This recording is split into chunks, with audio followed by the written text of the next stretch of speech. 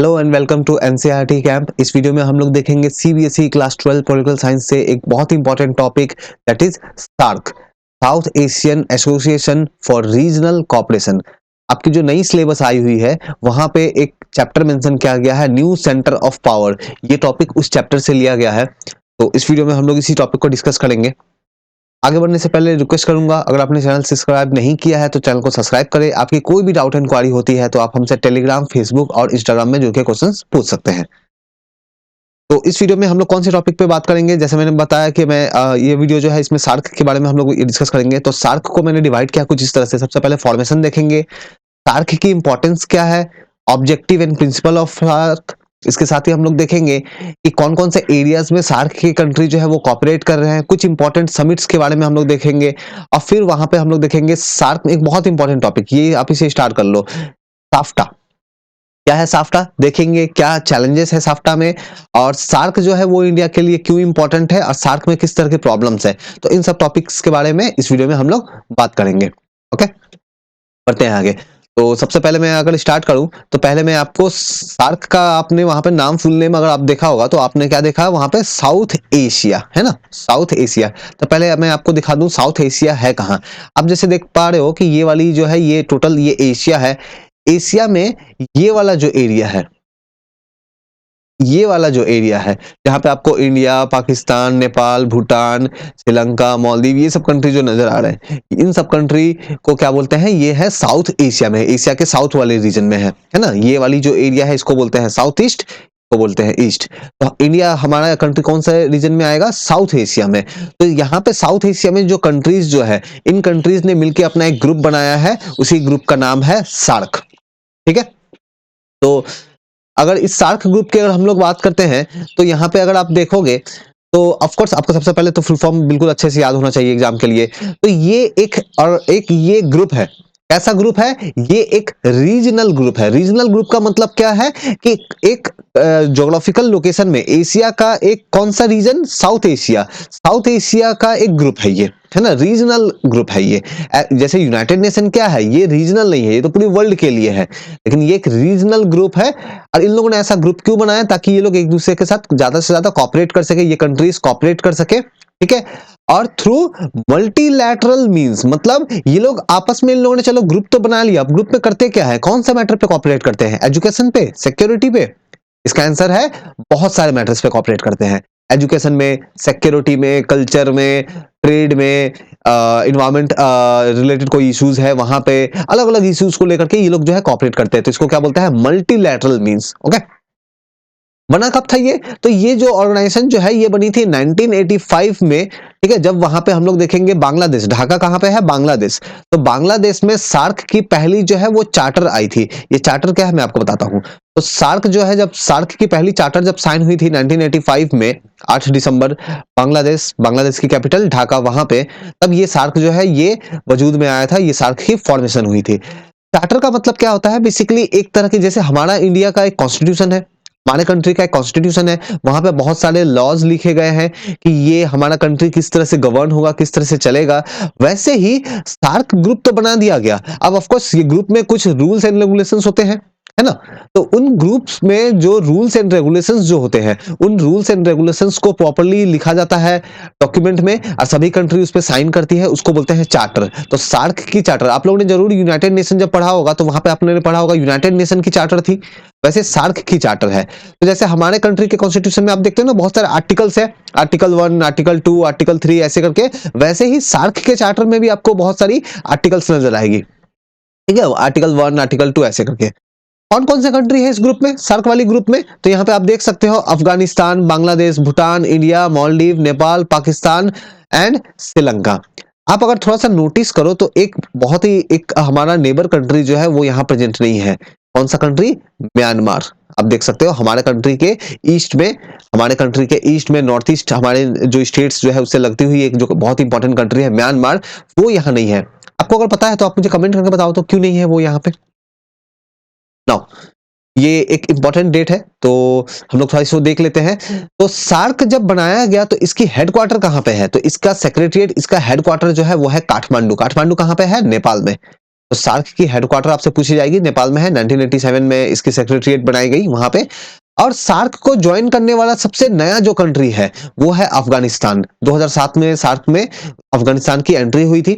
Okay, पढ़ते हैं आगे। नाउ, तो सार्क इंपॉर्टेंट क्यों है, क्यों पढ़ रहे हैं हम लोग अपने सिलेबस में सार्क को, है ना? ऐसा क्या इंपॉर्टेंस है सार्क के बारे में? तो ऑफ कोर्स अगर आप देखो ये सार्क को अगर आप नजर डालते हो तो वर्ल्ड की 3% वर्ल्ड 3% एरिया, पूरा वर्ल्ड में जितना भी लैंड है उसका 3% एरिया जो है ये सार्क कंट्री में आता है। ऑफ कोर्स सबसे बड़ा पार्ट तो वो इंडिया से ही आता है क्योंकि इंडिया ही सबसे बड़ा कंट्री है यहाँ पे। वर्ल्ड की लगभग 21% पॉपुलेशन, बहुत बड़ी पॉपुलेशन है ना? वर्ल्ड का लगभग 21% पॉपुलेशन सार्क कंट्री से आता है। ये साउथ एशिया के बारे में एक ये है कि साउथ एशिया के कंट्री में ना आपको पॉपुलेशन बहुत ज्यादा मिलेगी। छोटी कंट्री भी अगर क्यों ना हो, आप नेपाल की ही बात कर लो, लेकिन पॉपुलेशन आपको काफी, पॉपुलेशन डेंसिटी काफी आपको हाई मिलेगी, है ना? आप लोगों ने ज्योग्राफी में जरूर पढ़ा होगा। इकोनॉमी के तौर पे अगर हम लोग देखें तो पूरी वर्ल्ड की लगभग 3.8% इकोनॉमी को ये रिप्रेजेंट करते हैं। लगभग 2.9 ट्रिलियन इकोनॉमी को, ग्लोबल इकोनॉमी को ये प्रेजेंट करते हैं। सार्क को बनाने के पीछे एक बहुत ही या फिर दो बहुत ही इंपॉर्टेंट थिंग है। आप यहाँ पे देखो, ये दो वर्ड मैंने लिखे हैं, creating synergy and common solution. मतलब क्या है? आप नेपाल चले जाओ, आप बांग्लादेश चले जाओ, आप पाकिस्तान चले जाओ, भूटान चले जाओ, आप देखोगे कि वहां के जो लोग हैं, उनकी जो कल्चर है, उनका जो ड्रेसिंग करने का तरीका जो है, जो फूड है, काफी हद तक मैच करता है।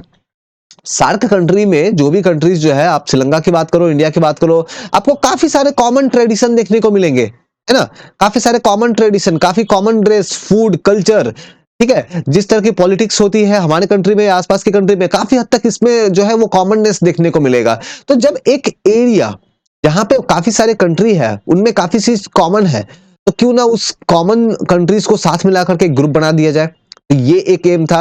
और दूसरा एक बहुत ही इंपॉर्टेंट, अगर तुम सार्क कंट्री को अगर आप देखोगे ना, तो सार्क कंट्री में सभी कंट्री में लगभग एक कॉमन प्रॉब्लम नजर आएगी। सभी कंट्री में पॉवर्टी बहुत बड़ी प्रॉब्लम है, काफी लोग गरीब है, इलिटरेसी है, लोगों को लाइक लोगों के पास क्या है, प्रॉपर एजुकेशन सिस्टम नहीं है, प्रॉपर एजुकेशन नहीं मिल पा रही है उनको, प्रॉपरली इंडस्ट्रियल डेवलपमेंट नहीं हुआ, ज्यादातर लोग एग्रीकल्चर कर रहे हैं, बैकवर्ड है, जीडीपी भी कम है, उनकी पर कैपिटा इनकम भी कम है। मतलब एक कॉमन प्रॉब्लम हम लोग फेस कर रहे हैं सार्क कंट्रीज की अगर हम लोग बात करें, ठीक है?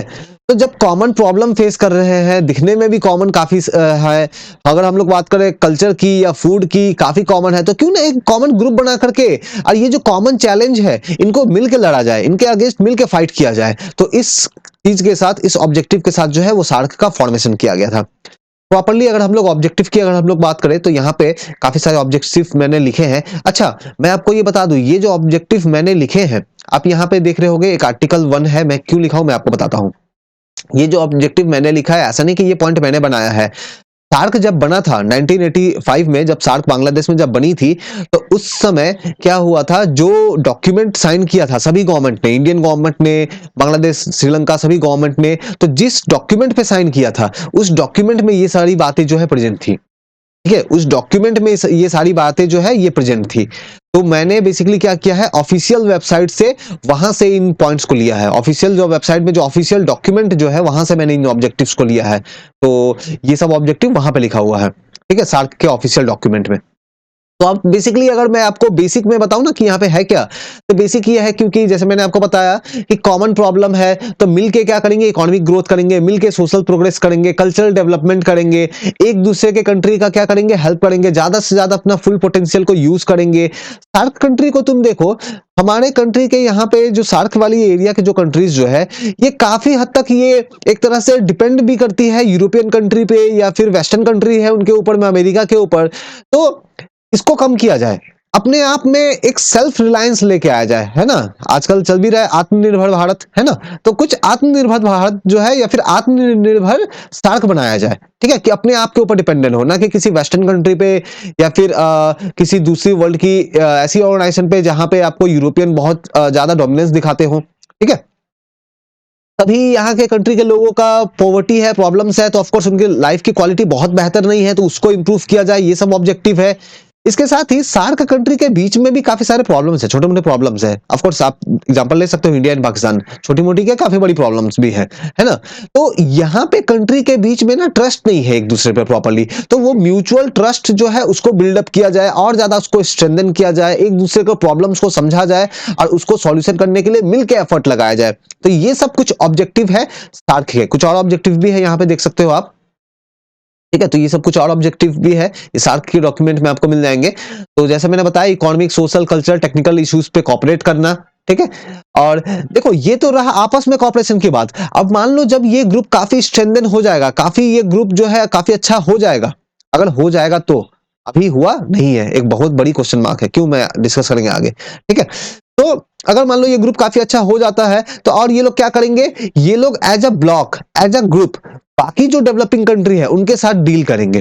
जैसे आप लोगों ने इससे पहले वाली वीडियो में आप लोगों ने देखा होगा, आसियान जो कंट्रीज है वो लोग मिलके एक साथ फ्री ट्रेड एग्रीमेंट साइन करती है अमेरिका के साथ, चाइना के साथ, तो वो लोग मिलकर डील करते हैं। मतलब उनका ग्रुप जो है काफी अच्छे से परफॉर्म कर रहा है। क्या सार्क वैसे परफॉर्म कर रहा है? डेफिनेटली नहीं, बहुत बहुत ही यहाँ पे प्रॉब्लम्स है, ठीक है।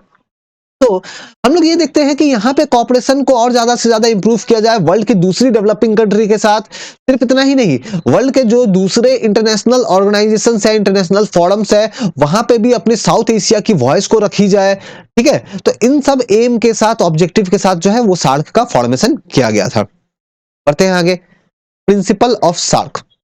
अब प्रिंसिपल क्या है, ऑब्जेक्टिव तो हम लोगों ने देख लिया, अब प्रिंसिपल मतलब क्या है। देखो सार्क जब वर्क करती है ना, तो ये कुछ बातों का जो है ये ख्याल रखती है। जब सार्क कंट्री आपस में वर्क कर रही है, डील कर रही है, तो बेसिकली डॉक्यूमेंट में ऐसा है कि कुछ बातों का ख्याल रखना है, रियलिटी में कुछ नहीं होता है ना, रियलिटी में ऐसा कुछ नहीं है। जैसे मैं आपको एक एग्जांपल के तौर पे बताऊं कि डॉक्यूमेंट में क्या है कि एक दूसरे की सोवरेनिटी को रिस्पेक्ट करेंगे। ऐसा नहीं कि एक कंट्री दूसरे कंट्री में जाके अंदर घुस जाएगा या उसके एरिया को कब्जा करने का कोशिश करेगा, लेकिन पाकिस्तान वालों को देखो करते हैं वैसा, है ना। या फिर एक दूसरे का पॉलिटिकल इंडिपेंडेंस जो है उसको चैलेंज नहीं करेंगे, एक दूसरे के इंटरनल मैटर में इंटरफेयर नहीं करेंगे, है ना। किस कंट्री में क्या हो रही है, बाकी आसपास के कंट्री उसके इंटरनल मैटर में नहीं बोलेंगे, लेकिन बिल्कुल बोलते हैं, है ना। तो ये सब कुछ है डॉक्यूमेंट में, रियलिटी इससे काफी डिफरेंट है, ठीक है। रियलिटी काफी इससे डिफरेंट है। तो एक तो ये प्रिंसिपल लिखा गया है कि ये लोग मिलके कोऑपरेट करेंगे, एक दूसरे को बेसिकली चैलेंज नहीं करेंगे, एक दूसरे के साथ इंटरनल मैटर में जो है उसके कंट्री के इंटरनल मैटर में इंटरवीन नहीं करेंगे, एक दूसरे का लैंड का टेरिटोरियल इंटीग्रिटी को रिस्पेक्ट करेंगे, ठीक है। ऐसा कुछ डॉक्यूमेंट में प्रिंसिपल में ये है, ठीक है। नाउ अब ऐसा जो कॉपरेशन जो है, ये जो सार्क कंट्री आपस में कॉपरेट कर रही है, मान लो जैसे सार्क कंट्री में हम लोगों ने देखा कि मान लो नेपाल है और इंडिया भी है ना। तो सार्क ग्रुप में जब बैठते होंगे तो नेपाल और इंडिया तो डेफिनेटली आपस में बात करते होंगे, आपस में डिस्कशन करते होंगे बहुत सारी चीजों को लेकर के। तो क्या सार्क के बाहर, जब सार्क वाली ग्रुप से इंडिया और नेपाल बाहर निकलेंगे, तो क्या बाहर में एक दूसरे से डिस्कशन या फिर कॉपरेट नहीं करेंगे? क्या डेफिनेटली करेंगे। मतलब क्या है कि सार्क में तो जो चल रहा है वो चलने दो, उसके साथ जो है, जो बाइलेटरल जो कंट्री का है, एक कंट्री का दूसरे कंट्री के साथ जो रिलेशन चल रहा है, बाइलेटरल हो या फिर 2-3 कंट्री मिला के आपस में उनका कुछ इशू चल रहा हो, तो वो उसको रिमूव नहीं किया जाएगा। सार्क जैसा है वो चलता रहेगा, लेकिन बायलैटरल या मल्टीलेटरल कॉपरेशन जैसा है वो भी साथ साथ पे चलता रहेगा, ठीक है ना। तो ये सब कुछ यहां पे है कि ये सब कुछ प्रिंसिपल है किसके, सार्क के। कौन कौन से मैटर पे कॉपरेट करते हैं, तो मैंने उसके एक लिस्ट बना दी है, आपको याद करने के लिए आसानी होगी, तो ये लिस्ट को आप याद कर सकते हो। ये ऑब्जेक्टिव वाली लिस्ट से ही मैंने बनाया है, लेकिन आप इजीली इसको रिमेंबर कर सको, तो जैसे आप देख सकते हो एग्रीकल्चर एंड रूरल डेवलपमेंट में कॉपरेट करते हैं, इकोनॉमिक मैटर पे, सोशल जो इश्यूज जो है उस पर कॉपरेट करते हैं, पोवर्टी एलिवेशन, गरीबी हटाने पे, ठीक है, ट्रांसपोर्ट, साइंस, टेक्नोलॉजी। तुम यहाँ पे देखो सार्क का ना एक बहुत बड़ा प्रॉब्लम ये है कि इसने अपने हाथ में, इसने अपने ऊपर इतने सारे वर्क ले लिए हैं कि इनसे संभलता नहीं है। सार्क कंट्री का, SAARC as a group proper नहीं है, एक तरह से फेल हो रहा है या होता रहा है। इसके पीछे एक बहुत बड़ा कारण है, तुम ये देखो इतने सारे मैटर को इन लोगों ने डाल दिया कि हाँ इसमें भी कॉपरेट करेंगे, सिक्योरिटी में भी कॉपरेट करेंगे, एजुकेशन में भी करेंगे, कल्चर में भी करेंगे, पॉवर्टी में भी करेंगे, इतना सब कुछ कर लिया कि संभल नहीं रहा है ना। तो इसको ये लोग इंप्रूव ये कर सकते थे कि ये लोग स्पेशली कुछ एक एरिया पे पहले ट्राई करते कि ज्यादा अच्छे से फोकस करना, ठीक है। तो ये एक प्रॉब्लम है एरिया ऑफ कॉपरेशन को लेकर के सार्क का। कुछ सार्क के समिट्स के बारे में हम लोग जान लेते हैं। सार्क ग्रुप तो बन गया, अब ग्रुप के लीडर्स मिलते हैं, है ना। मिलते हैं कैसे, बाइनली, मतलब 2 साल में एक बार, ठीक है, 2 साल में एक बार मिलते हैं। अब वहां पे मान लो सब इस साल मान लो बांग्लादेश में मिले, नेक्स्ट ईयर भूटान में, फिर उसके बाद नेक्स्ट ईयर मान लो कि इंडिया में। तो इस तरह करके ये लोग जो है अल्फाबेटिकल ऑर्डर में मिलते हैं, है ना। पहले बी आता है तो पहले भूटान में मिलेंगे, बांग्लादेश में मिलेंगे, फिर बाद में आई आता है, पी बाद में आता है तो पाकिस्तान में बाद में मिलेंगे। तो अल्फाबेटिकल ऑर्डर में ये लोग जो है हर 2 साल में जो है मीटिंग होती है। मान लो इंडिया में मीटिंग होगी तो सभी लीडर्स जो है वो इंडिया में आएंगे, सभी लीडर्स इंडिया में आएंगे, इंडिया में आके कुछ टॉपिक जो होगी उस पे जाके वो लोग डिस्कशंस करेंगे। अब क्योंकि वो लोग इंडिया में आ रहे हैं तो उस मीटिंग में चेयरमैन कौन होगा, तो चेयरमैन उस मीटिंग का कौन होगा, इंडिया के जो लीडर जो है वो होंगे। मान लो वो मीटिंग अगर भूटान में होती है तो भूटान के जो लीडर है वो उनके चेयरमैन होंगे, ठीक है। तो जो होस्ट करता है समिट को, इसको समिट बोलते हैं, तो जो होस्ट करता है बेसिकली वो क्या करता है, वो उसको चेयर करता है, ठीक है। नाउ यहाँ पे हम लोग देखते हैं कि फाइनली मीटिंग करेंगे, चलो मिलके मान लो इंडिया में आ गए, इंडिया में आकर के उन लोगों ने मीटिंग किया, ठीक है। मीटिंग किया, मीटिंग करने के बाद जैसे 2007 में मान लो इंडिया में आए, इंडिया में आने के बाद में उन लोगों ने अलग अलग टॉपिक पे मीटिंग किया। अब मीटिंग करने के बाद क्या, फोटो खिंचाया, बस चाय पकौड़ा खा के घर चले गए, नहीं, और भी कुछ। और क्या, मीटिंग करने के बाद में ये लोग ना एक डॉक्यूमेंट रिलीज करते हैं, बेसिकली इसको बोलते हैं डिक्लेरेशन, तो बोलते हैं डिक्लेरेशन। तो सार्क जब समिट जब कंप्लीट हो जाती है तो डॉक्यूमेंट रिलीज किया जाता है डिक्लेरेशन, जिसमें अलग अलग टॉपिक को, जैसे सिक्योरिटी को लेकर के ये लोग जो है एक पैराग्राफ बोल देंगे कि हाँ सिक्योरिटी में ऐसा ऐसा मैटर पे हम लोग ये करने वाले हैं। एजुकेशन को लेके एक पैराग्राफ बोल देंगे, या फिर कोई एक दो इंपॉर्टेंट डिसीजन ले लेंगे कि चलो सार्क कंट्री के लिए इस एक कॉलेज बनाया जाए, एक ऐसा कॉलेज बनाया जाए जहां पे सार्क के सभी कंट्री के स्टूडेंट आके पढ़ सकते हैं। यूनिवर्सिटी बनाया जाए, जैसे एक यूनिवर्सिटी बनाया गया है सार्क यूनिवर्सिटी, कहां पे है, ये पाकिस्तान में है, ठीक है, पाकिस्तान में है। तो ऐसे कुछ डिसीजंस लिए जाते हैं। अब वो सब कुछ कहां पे होता है, वो लिखा होता है, वो होता है डिक्लेरेशन में लिखा होता है, ठीक है। तो सार्क के डिक्लेरेशन में क्या होती है, सार्क के डिक्लेरेशन में जो भी डिसीजन लिया जाता है या फिर जो भी डायरेक्टिव्स वो लोग डिसाइड करते हैं कि आगे हमें करना क्या है, ठीक है, हमें कॉपरेट करने के लिए, रीजनल कॉपरेशन को बढ़ाने के लिए क्या करना चाहिए, सभी कंट्री को मिलकर क्या करना चाहिए, तो ये जो सब कुछ चीजें हैं ये लिखा होता है उस डिक्लेरेशन में, समिट डिक्लेरेशन बोलते हैं उसको। यहाँ पे मैंने कुछ इंपॉर्टेंट मीटिंग्स की ईयर को मैंने नोट डाउन किया है, सभी याद नहीं करना है आपको, सार्क की अभी तक जितनी मीटिंग हुई सभी याद नहीं करना है। फर्स्ट वाला याद रखना है आपको, बांग्लादेश में दिसंबर 1985 में हुआ था, ठीक है। इंडिया में कब कब मीटिंग हुआ है, 1986 में हुआ है, 95 में, 2007 में, ये इन सब ईयर्स में इंडिया में हुई है। और ये नेपाल में हुआ है कब, 2014 में। अच्छा, आप देख रहे होंगे 2014 के बाद का डेट क्यों नहीं है, क्योंकि उसके बाद मीटिंग हुई ही नहीं। 2016 में, क्योंकि 2 साल में मीटिंग होता है, तो 2016 में मीटिंग जो है ये होना था, ये 2014 वाला ना, ये 18th नंबर मीटिंग था, 18th सार्क समिट था, ठीक है। अब 19th वाला समिट कब कहां होना था, 2016 में होना था, कहां पे होना था, पाकिस्तान में होना था, ठीक है, पाकिस्तान में होना था। लेकिन आपको पता होगा 2016 के दौरान में पाकिस्तान की तरफ से जो टेररिस्ट ग्रुप है उन लोगों ने क्या किया था, हमारे कंट्री के ऊपर में अटैक किया था, हमारे कंट्री के जम्मू कश्मीर वाली एरिया में जो है देखेंगे हम लोग अटैक किया था, है ना। तो इस कारण से इंडिया ने कहा कि हम लोग मीटिंग पाकिस्तान में जाके हम लोग पार्टिसिपेट नहीं करेंगे। तो इंडिया ने कैंसिल कर दिया ये मीटिंग में जाना। तो फिर बाद में बाकी सब जो कंट्री जो थी उन लोगों ने भी कैंसिल कर दिया कि हम लोग भी नहीं जाते, ठीक है। तो ये मीटिंग जो है सार्क की 2016 में जो होनी थी वो कैंसिल हो गई, और तब से ये पेंडिंग पड़ा हुआ है, तब से ये मीटिंग जो है ये हो नहीं रही है। मैं अभी वीडियो रिकॉर्ड कर रहा हूं, आज की डेट है 28 दिसंबर 2021।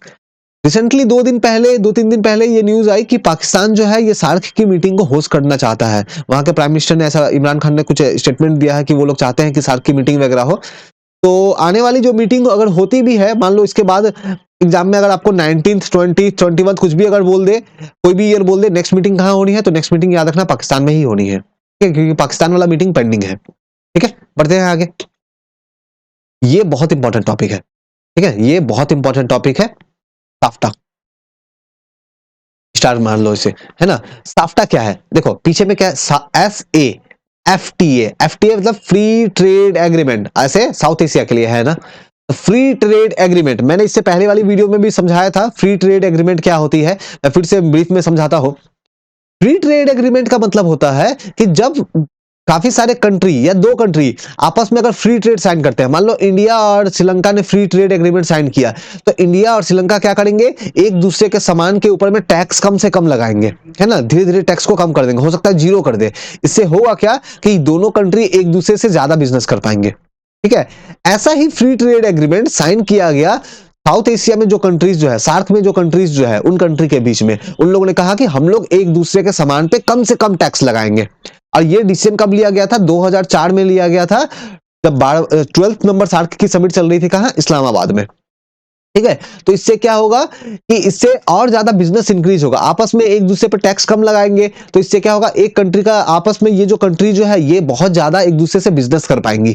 ठीक है, अभी तो फिलहाल ऐसा है कि एक दूसरे से गुस्से से जो है वो मुंह फुला के बैठे हुए हैं, कुछ ज्यादातर कंट्रीज का ऐसा ही हाल है।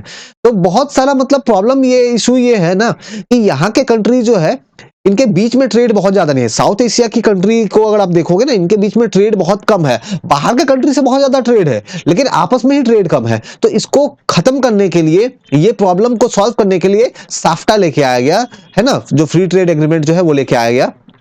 यहाँ पे आप देख सकते हो south Asian free trade agreement. तो इसमें होगा क्या कि basically free trade zone create किए जाएंगे, जिसके थ्रू जो है ये साउथ एशिया वाली कंट्री जो है आपस में ज्यादा से ज्यादा बिजनेस कर पाए। ठीक है, तो साफ्टा क्या है आपको समझ में आ गया।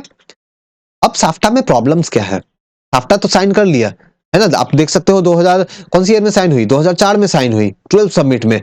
तो आज अगर आज की ईयर देखो 2021 है, तो काफी सारे साल बीत गए है ना, 15 साल के आसपास जो है वो लगभग जो है वो टाइम बीत गया। तो क्या ट्रेड बढ़ गया कंट्री के बीच में? इन लोगों ने जो एम के साथ साफ्टा साइन किया था कि हाँ ट्रेड बहुत ज्यादा बढ़ जाएगी, ऐसा कुछ हो जाएगा, बढ़ गया क्या? Answer is no. प्रॉब्लम है इसमें। ठीक है, क्योंकि बहुत सारी हमारी आसपास की देखो, सार्क में एक इशू ये है ना कि सार्क की बाकी सारी कंट्री के कंपेयर में अगर आप इंडिया को देखो ना, तो इंडिया बहुत बड़ा है ना, बिग ब्रदर लाइक। अब बाकी सारे कंट्री छोटे छोटे, नेपाल को देखो, भूटान को देखो, पाकिस्तान को देखो, है ना, तो ये सब कंट्री जो है काफी छोटे छोटे हैं इंडिया के कंपेयर में। तो उनको ये लगता है कि अगर ये साफ्टा बहुत अच्छी तरह से प्रॉपर्ली इंप्लीमेंट हो गया, तो प्रॉब्लम ये होगा कि इंडिया के जो मैन्युफैक्चरिंग कंपनीज जो है, इंडिया की जो मैन्युफैक्चरिंग कंपनीज जो है, फैक्ट्रियां जो है, वो बहुत सारा सामान बनाएंगी। अब वो सामान जाकर के क्या करेगी, वो लोग बेसिकली वहां पे जाके नेपाल में सेल करेंगे। इंडिया के फैक्ट्री के सामान जाके भूटान में सेल होगी, इंडिया के फैक्ट्री के सामान जाके पाकिस्तान में सेल होगी। तो इससे प्रॉब्लम क्या होगा कि वहां के जो पाकिस्तान, नेपाल, भूटान, बांग्लादेश, वहां के जो कंपनी जो है उनके सामान नहीं बिकेंगे, क्योंकि इंडिया तो बहुत सारा सामान बनाएगा। एज अ रिजल्ट उनके लिए इकोनॉमिक लॉस होगा। तो ये प्रॉब्लम है, ये वो लोग इसीलिए वो लोग जो है प्रॉपर्ली इंप्लीमेंट नहीं कर रहे, इसलिए वो एक तरह से डरती है साफ्टा को लेकर के। ठीक है, कि इंडिया इन्वेड कर देगा उनके मार्केट को, एक तो ये प्रॉब्लम है। इंडिया का मानना है कि ऐसा नहीं होगा। इंडिया का मानना यह है कि ऑफ कोर्स ये बात ठीक है कि अगर इंडिया का प्रोडक्शन जो है उन कंट्री में इंक्रीज होगा, तो वो लोग भी तो ज्यादा, वो जो नेपाल, बांग्लादेश, पाकिस्तान, वो लोग भी तो अब ज्यादा से ज्यादा सामान इंडिया में बेच पाएंगे, तो उनकी भी तो प्रोडक्शन बढ़ेगी। मतलब दोनों तरफ से बढ़ेगा, है ना, दोनों तरफ से बढ़ेगा। ज्यादा से ज्यादा ट्रेड जो है वो फ्री तरीके से हो पाएगा, तो दोनों कंट्री का फायदा होगा। तो इंडिया का मानना यह है, लेकिन कंट्री, बाकी जो कंट्री है वो कहीं ना कहीं थोड़ा सा डरती है। तो और साफ्टा सही तरीके से वर्क क्यों नहीं कर पाया? क्योंकि देखो साफ्टा में प्रॉब्लम था, साफ्टा में कंट्री आपस में सही तरीके से कोऑपरेट नहीं कर पा रही थी। तो इसका सॉल्यूशन क्या निकाला गया? बाद में सॉल्यूशन ये निकाला गया कि इंडिया ने हर एक कंट्री को पकड़ पकड़ के उनकी अलग से क्या किया, फ्री ट्रेड एग्रीमेंट जो है, बाइलेटरल एग्रीमेंट साइन किया। ग्रुप में फ्री ट्रेड एग्रीमेंट काम नहीं कर रहा है ना, तो इंडिया ने कहा ठीक है कोई बात नहीं, हम लोग अकेले अकेले जाके, हम लोग इंडिया भूटान से जाके फ्री ट्रेड एग्रीमेंट साइन करेगा, इंडिया नेपाल से करेगा, इंडिया श्रीलंका से करेगा। मतलब बाइलेटरल, इंडिविजुअल लेवल पे फ्री ट्रेड एग्रीमेंट जो है इन लोगों ने साइन कर लिए। ठीक है, तो फिर यहां से इंडिया का यहीं से काम चल जा रहा है, साफ्टा काम करे ना करे, यहाँ इंडिया का दूसरा रास्ते से काम चल जा रहा है। तो काफी सारे चैलेंजेस है साफ्टा को लेकर के। ठीक है, नाउ सिग्निफिकेंस फॉर इंडिया। जो सार्क जो है ये इंडिया के लिए क्यों इंपॉर्टेंट है ना। सार्क को रिवाइव करना जरूरी है कि सार्क में सही तरीके से फंक्शनिंग हो सके, सही तरीके से वर्क हो सके। क्योंकि देखो इंडिया की एक पॉलिसी है, इंडियन गवर्नमेंट एक फॉरेन पॉलिसी अपनाती है, that is neighbourhood first policy. इसमें इंडियन गवर्नमेंट का कहना यह है कि किसी भी चीज को लेकर जनरली हम लोग ट्रेड, बिजनेस, इन सब चीजों को लेकर के हम लोग जो है पहले प्रायोरिटी किसको देंगे, हमारी नेबर कंट्री को देंगे। मान लो इंडिया को चाहिए, फॉर एग्जांपल इंडिया को अगर चाहिए, मान लो कोई मशीन चाहिए, है ना, मान लो कोई केमिकल चाहिए। अब वो केमिकल नेपाल भी बेच रहा है, अब वो केमिकल मान लो जापान भी बेच रहा है। ठीक है, दोनों ही केमिकल, ये केमिकल चाहिए, वो नेपाल भी वो केमिकल बेचता है और जापान भी बेचता है ना। तो इंडिया क्या करेगा, इंडिया जापान से नहीं, इंडिया नेपाल से खरीदेगा। क्यों? क्योंकि नेपाल हमारा नेबर है, तो नेबरहुड फर्स्ट, पहले पड़ोसी को पहले प्रायोरिटी जो है वो देनी है। ये पॉलिसी इंडिया अपनाता है, तो इसके लिए जरूरी है। ठीक है। फिर दूसरा एक और इशू क्या है कि चाइना जो है बहुत तेजी से साउथ एशिया की जो कंट्रीज जो है, चाहे बात करें नेपाल का, मालदीव का, श्रीलंका का, इन सब एरिया में इनके साथ ज्यादा से ज्यादा बिजनेस जो है, ज्यादा से ज्यादा जो रिलेशंस जो है, कॉपरेशन जो है वो डेवलप कर रहा है। एज अ रिजल्ट कहीं इंडिया पीछे ना छूट जाए, कहीं चाइना के साथ उनका बहुत अच्छा रिलेशन हो जाए और इंडिया के साथ कुछ प्रोग्रेस ही ना हो, तो इंडिया कहीं ना कहीं एक तरह से आइसोलेट हो जाएगा, अकेला हो जाएगा। तो इंडिया को ऐसा नहीं होने देना है, इसलिए भी इंपॉर्टेंट है कि सार्क जो है सही तरीके से फंक्शनिंग करे। आपस में जो कंट्रीज, जैसे मैंने पहले भी बताया कि सार्क कंट्री जो है इनके बीच में आपस में ट्रस्ट वगैरह ना काफी कम है, तो इसको थोड़ा सा और इंप्रूव करने के लिए इंपॉर्टेंट है। और इंडिया अगर सार्क अगर सक्सेसफुल हो जाता है, क्योंकि जैसे मैंने बताया सार्क में जो सबसे बड़ी कंट्री है वो इंडिया है, तो कहीं ना कहीं इसको इस तरह से देखा जाएगा कि इंडिया ने एक लीडर की तरह सार्क को मेंटेन करके रखा है ना। अगर सार्क को मेंटेन करने का रिस्पॉन्सिबिलिटी की बात आती है, तो इंडिया के ऊपर बहुत बड़ी रिस्पॉन्सिबिलिटी होगी, क्योंकि सबसे बड़ी कंट्री है ये। तो सार्क अगर सही तरीके से फंक्शनिंग करता है, तो वर्ल्ड के बाकी कंट्री, बाकी ऑर्गेनाइजेशन जो है वो इंडिया को देखेंगे कि हाँ ये एज अ लीडर है, तो इंडिया को अपना लीडरशिप रोल दिखाने के लिए ये भी इंपॉर्टेंट है। ठीक है। और लास्ट में अगर मैं बात करूं, तो इंडिया की जो एक्ट ईस्ट पॉलिसी है, इसके लिए भी ये हेल्पफुल है, क्योंकि अगर साउथ एशिया अगर प्रॉपर्ली इंटीग्रेट हो गई, देखो साउथ ईस्ट एशिया ये प्रॉपर्ली ग्रुप हो चुकी है। इसका ग्रुप क्या है? आसियान। और साउथ एशिया ये सही तरीके से ग्रुप नहीं हो पाया है, लेकिन अगर ये भी सही तरीके से ग्रुप हो पाया है, तो ये दोनों ग्रुप मिलकर आपस में ज्यादा अच्छा तरीके से कॉपरेट कर पाएंगे, इंडिया के लिए इससे काफी फायदा होगा। दैट्स वाई इंपॉर्टेंट है कि सार्क जो है ये सही तरीके से फंक्शनिंग करे। इसको लिए इंडिया जो है काफी एफर्ट करता भी है, और भी एफर्ट करनी भी चाहिए। ओके नाउ, तो चैलेंजेस, तो मैंने जो डिस्कशन किया आप उसमें से चैलेंजेस निकाल सकते हो। जैसे मैंने बताया, एक तो प्रॉब्लम क्या है ना कि 2 साल में मिलते हैं, है ना। तो कम से कम इसको क्या करो, इसको बाई एनुअल नहीं, इनको कम से कम एनुअल करो, है ना। कम से कम साल में एक बार मिलो। तो एक तो ये चैलेंज है कि बहुत कम मिलते हैं। अब प्लस वो देख ही रहे हो कि मीटिंग वगैरह कैंसिल हो गई, 2014 के बाद में मीटिंग ही नहीं हुई। ठीक है, कितने साल बीत गए। तो एक तो मीटिंग प्रॉपर्ली नहीं होती है, ये प्रॉब्लम है। फिर दूसरा, मैंने स्टार्टिंग में ही बताया कि इतने सारे मैटर को इन लोगों ने अपने हाथ में ले लिए हैं कि एजुकेशन में भी कॉपरेट करेंगे, सिक्योरिटी में भी करेंगे, डिफेंस में भी करेंगे, है ना, इन्वायरमेंट में भी करेंगे। तो बहुत जरूरत से ज्यादा चीजों को, बहुत से जरूरत से ज्यादा ब्रॉड एरिया ऑफ कॉपरेशन इन लोगों ने ले लिया है। इसको थोड़ा ठीक करना पड़ेगा। ठीक है। फिर साफ्टा को इंप्रूव करना चाहिए। साफ्टा को लेकर के जो बाकी कंट्री जो है उनके जो प्रॉब्लम्स जो है उनको भी एड्रेस करना पड़ेगा। और साफ्टा में एक्चुअली ये है कि साफ्टा में एक्चुअली यहाँ पे इस तरह से है कि फ्री ट्रेड तो होगा, लेकिन गुड्स का, सर्विस का नहीं। सर्विस को उसमें नहीं रखा गया है। मतलब साफ्टा के अंडर अगर इंडिया, अगर मान लो कोई अपनी आईटी प्रोडक्ट सेल करना चाहता है आसपास की कंट्री में, तो क्या उस पर भी कम टैक्स लगेगी? Answer is no. आईटी वगैरह जो भी कुछ है, सर्विस वगैरह जो भी है, उसमें प्रॉपर्ली वो लोग टैक्स लगाएंगे। मतलब साफ्टा में आईटी को भी इंट्रोड्यूस करवाना चाहिए। ठीक है। और एक बहुत बड़ा चैलेंज वो है इंडिया पाकिस्तान के रिलेशन। ठीक है, इंडिया पाकिस्तान के रिलेशन जो है ये काफी हद तक ये डैमेज करती है सार्क को। तो ये सब कुछ चैलेंजेस है सार्क के। ठीक है, तो आई होप आपको समझ में आया होगा। आपको कोई भी डाउट है, इंक्वायरी है, तो आप बिल्कुल मुझे टेक्स्ट करके पूछो, आप कमेंट करके वीडियो में पूछ सकते हो, मैं बिल्कुल रिप्लाई करूंगा। और एट द एंड मैं आशा करता हूं कि आप सभी लोग इसी तरह से मुझे सपोर्ट करते रहेंगे। Thank you.